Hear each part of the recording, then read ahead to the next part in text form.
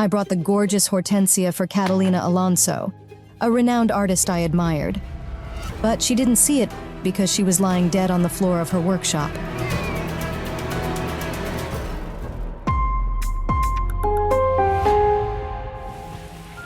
That morning began with the Wellington boots. It had been showering since the night. I barely made it to the flower shop, where I was the florist's assistant.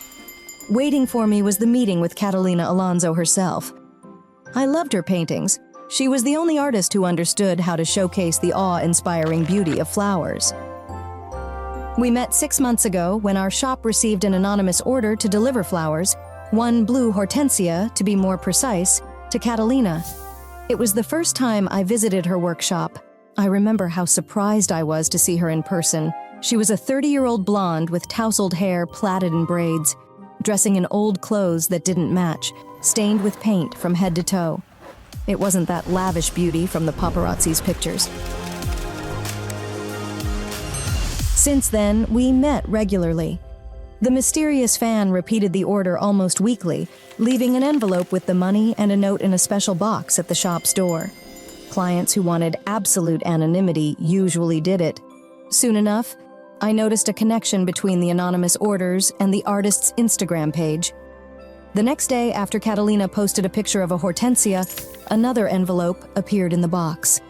It looked like some kind of game in which the fan presented her with a flower and the artist posted it on Instagram. But on that rainy day, the box was empty. The storm was probably the reason, but I'd been looking forward to the meeting, so I decided to bring her a flower myself. All in all, I was her fan too. Besides, I thought I'd guessed the rules of their game right. I chose the best hortensia and hid it under my raincoat. 30 minutes later, I was at Catalina Alonso's workshop. The door was open. I entered and called the owner. Hello. Nobody answered me. I shuffled, hesitant. My boots were dirty, and water was dribbling from my raincoat. These weren't the best clothes for a room full of artistic masterpieces at every turn. Suddenly, I spotted a male footprint on the tiled floor. The print was wet and dirty, and it hadn't dried out yet. So, I can proceed in my boots, I thought. But I still took off my raincoat. I didn't find a hanger anywhere, so I simply dropped it on the floor. Holding the hortensia, I passed by a series of paintings of various flowers. Some were unfinished, while others were completed. I could tell it by the thumbprint in the bottom right-hand corner, the artist's signature. Sharp and distinctive. You wouldn't take any other thumbprint for it.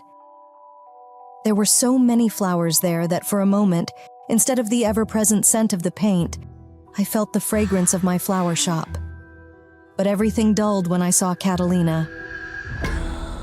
She was lying on her back on the floor in a very strange pose, as if she was resisting imminent death. A sphinx cat was sitting next to her right hand, licking it. I came closer, shooed the cat, and got terrified. Her right hand lacked the thumb. It was chopped off, and I screamed uncontrollably. Then I called an ambulance and the police with the trembling voice. As I suspected, Catalina Alonso was dead. The initial version was that she'd been strangled. The police didn't find the footprint I'd seen at the entrance. The water from my raincoat washed it out. There were no other traces. They interrogated me until late at night before finally releasing me. At night, I had a dream of the cat eating its owner's fingers. Though actually the cat's owner was Melanie, the artist's sister.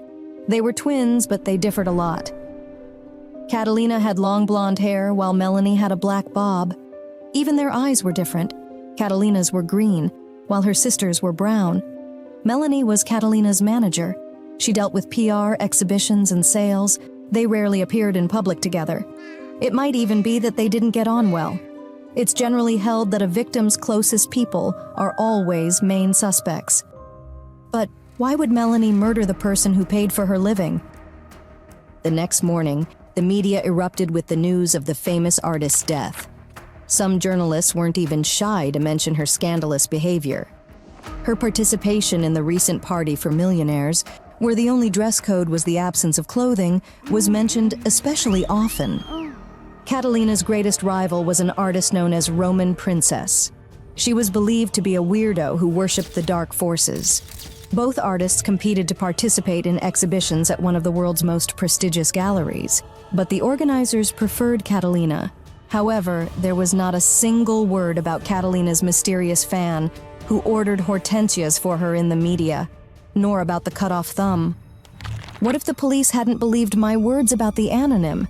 I had to find the evidence to avert the suspicion from me, so I hurried to work, hoping to find at least one note with the anonymous order. I searched the whole store, but all in vain. Sure thing. I'd usually given them to the artist with the flowers. What if Catalina kept them? Her sister was the only person who could know it. I was lucky to find her at the workshop. Melanie opened the door, holding her cat in her arms. The usual arrogance in her eyes was replaced by deep sorrow. I'd never seen her like that before. Melanie didn't invite me to the workshop. When I asked her about the notes from the mysterious fan, she froze. Then she assured me she didn't even know about them. I was going to leave when I paid attention to the thumb on her right hand. There was a Band-Aid on it. Melanie saw me staring, said she got burned in the kitchen, and then quickly closed the door. What a coincidence. Both sisters injured the same part of the body, though they say such things really happen to twins. That month, the police spoke to me several more times as the only witness to the murder. This is how I learned that Melanie was also a suspect, but they didn't have direct evidence of her involvement. I also found that all the men with whom Catalina could have affairs, and whose footprint I might have seen, had solid alibis, and that a ton of zealots contacted the police claiming they committed the murder. The police said it wasn't the first time when someone wanted to be famous in such a wild way. Even Roman Princess was among those freaks. However, all of them told the things they'd learned from the news. Nobody mentioned the detail they should have known had they really done it: the cut-off thumb. The investigation stalled. Until I visited the first exhibition after Catalina's death, Melanie and Roman Princess organized it. It was a grand event with various pieces of contemporary art. In one room, the floor was covered with real soil, which represented the beginning of life for plants and the end of human existence. At least this was what the woman strolling on this weird carpet said. She was bulky, tall, and wearing huge sneakers. The woman passed by me, leaving a footprint on the earth. No way! It was it. The footprint that I'd seen in Catalina's workshop on the day of her murder. The size of the print made me think it was left by a man. I took my phone from my pocket to take a picture of the print. A piece of paper slid out of my pocket. My heart sank. It was a note from the anonym with an order for Catalina. I carefully studied the handwritten letters and thought I'd seen them earlier that day. I scanned the walls with my eyes. Cards with descriptions were next to Roman Princess's paintings. The final sentence on each was written by hand. The writings on the cards and the anonymous note looked similar. I asked the consultant whose notes they were. "Roman Princess," he said, nodding at the woman who was stomping the soil. I'd seen her in photos, but I didn't recognize her in real life. Did it mean it was she who'd been sending hortensias for Catalina? I wondered why she did it, and why she chose those particular flowers. And then I remembered. This flower was called after the sister of a Roman Empire prince, Princess Hortensia. The Roman princess? I began thinking frantically. Each flower was only sent after Catalina published a hortensia on her Instagram. It was a kind of dialogue only two people understood. The picture was the question, while the flower was the answer. Or the other way round. So the artists had a special relationship. I wanted to share my ideas with the police, but I didn't want to go without having looked at all Catalina's works first. I hurried to the next room. There were the paintings I'd seen in her workshop on the day of the murder. I walked around the exposition a few times until I understood that all the paintings had been completed. More so, each bore Catalina's thumbprint. How could it be? The murderer supposedly cut off the thumb to finish the paintings later and put the thumbprints. To do it, they'd need to freeze the thumb, and then thaw it. What kind of psycho would do it? Was it Melanie? Well, she became the new owner of the paintings, but how did she recreate her sister's technique so artfully? The works looked consistent, without a hint of somebody else's hand. A cat's mewing interrupted me. I looked around. Melanie entered. The Sphinx was yelling and trying to break free from her. Melanie always took her cat to exhibitions, believing cats bring luck.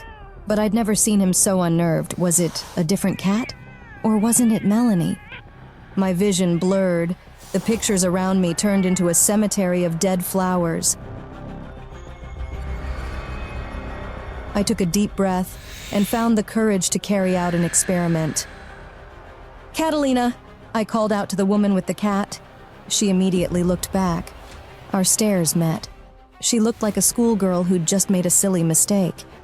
At the same time, the cat made another attempt to break free. He climbed to her shoulder, clawed her hair, and then jumped down to the floor, dragging his owner's wig. Catalina Alonso, the same blonde whose pictures I adored, was standing in front of me. Next to her, the stout figure of Roman Princess emerged.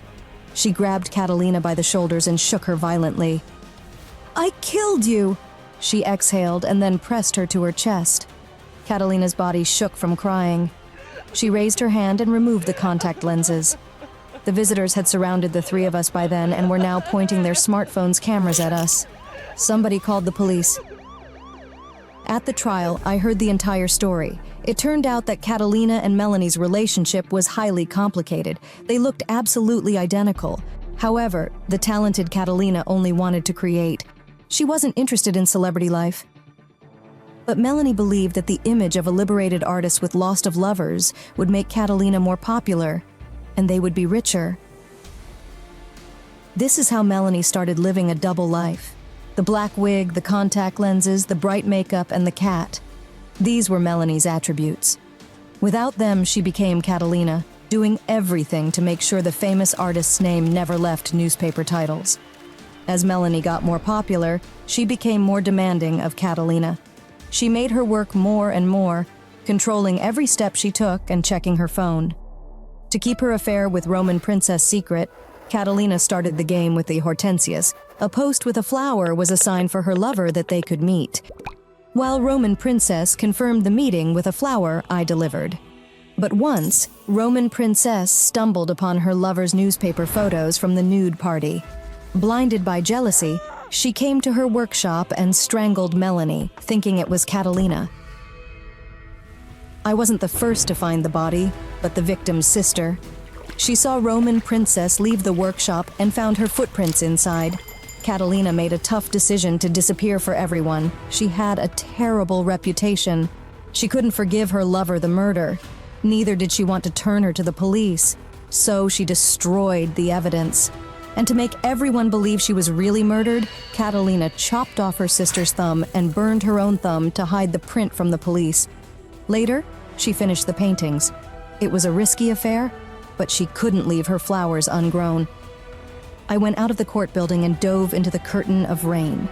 I thought of the flowers that aren't recommended to be planted next to one another because the proximity will only harm them.